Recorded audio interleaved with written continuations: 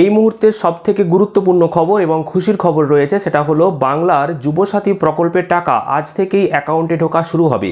মুখ্যমন্ত্রী মমতা বন্দ্যোপাধ্যায় ধর্মতলার ধর্ণা মঞ্চ থেকে সরাসরি জানিয়ে দিলেন যে 1 এপ্রিল থেকে নয়, আজ থেকেই যুবসাথী প্রকল্পের টাকা অ্যাকাউন্টে ঢোকা শুরু হবে। সেক্ষেত্রে আপনার অ্যাকাউন্টে কখন এই প্রকল্পের টাকা আসবে, আপনি টাকা পাবেন কিনা সেটা কিভাবে বুঝবেন, কৃষক বন্ধু প্রকল্পের টাকা পেলে কি আপনার অ্যাকাউন্টে এই প্রকল্পের টাকা আসবে, সবটাই মুখ্যমন্ত্রী মমতা বন্দ্যোপাধ্যায় জানিয়ে দিয়েছেন আজকে। তো মুখ্যমন্ত্রী মমতা বন্দ্যোপাধ্যায় নিজের মুখে কি জানিয়েছেন তার লাইভ ভিডিও আপনারা প্রথমে শুনে নিন, তারপর আপনাদেরকে জানাবো যে আপনার অ্যাকাউন্টে কবে টাকা আসবে।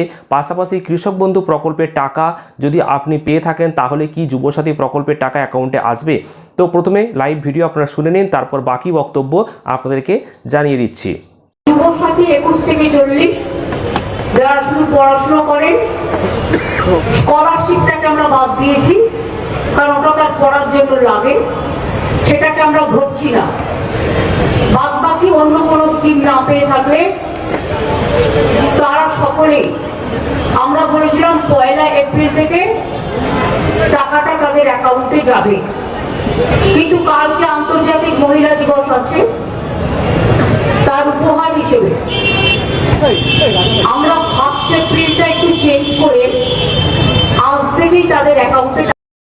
তো শুনে নিয়েছেন মুখ্যমন্ত্রী মমতা বন্দ্যোপাধ্যায় ঠিক কি জানিয়েছেন। পাশাপাশি আরও একটা নিউজ আপনাদেরকে দেখিয়ে দিচ্ছি, ওয়ে2 নিউজে প্রকাশিত হয়েছে যে আজ থেকেই বাংলার যুবসাথী প্রকল্পের টাকা অ্যাকাউন্টে ঢুকবে এবং আজ শনিবার ধর্মতলা ধর্ণা মঞ্চ থেকেই তিনি জানিয়েছেন। তবে আপনারা নিশ্চয়ই শুনেছেন যে মুখ্যমন্ত্রী নিজেই জানিয়েছেন যে স্কলারশিপ ছাড়া যদি অন্য কোনো প্রকল্পের টাকা অ্যাকাউন্টে আসে তাহলে টাকা ঢুকবে না। অর্থাৎ কৃষক বন্ধু প্রকল্পের টাকা যদি আপনার অ্যাকাউন্টে আসে তাহলে হয়তো আপনি এই যুবসাথী প্রকল্পের টাকা পাবেন না, তেমনই বক্তব্যের মধ্যে বোঝা গেল। তো অবশ্যই আপনারা আরও একবার লাইভ ভিডিওটা বুঝে নেবেন ভালোভাবে, তাহলে বুঝতে পারবেন।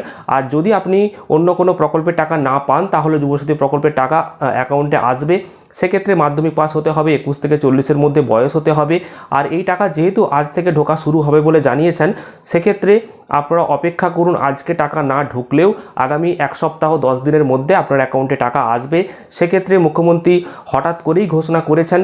তো কতটা কাজ এগিয়েছে বা কতটা কাজ রাজ্য সরকার তাড়াতাড়ি করতে পেরেছে সেটা জানা নেই, তবে যেহেতু মুখ্যমন্ত্রী জানিয়েছেন নিশ্চয়ই টাকা অ্যাকাউন্টে আসবে, 1 এপ্রিলের আগেই টাকা অ্যাকাউন্টে আসবে তেমনটাই জানিয়েছেন। তো এটুকুই আপডেট দেওয়ার ছিল।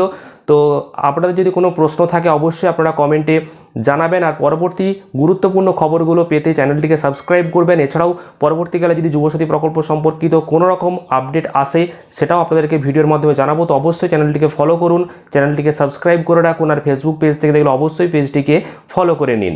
ধন্যবাদ।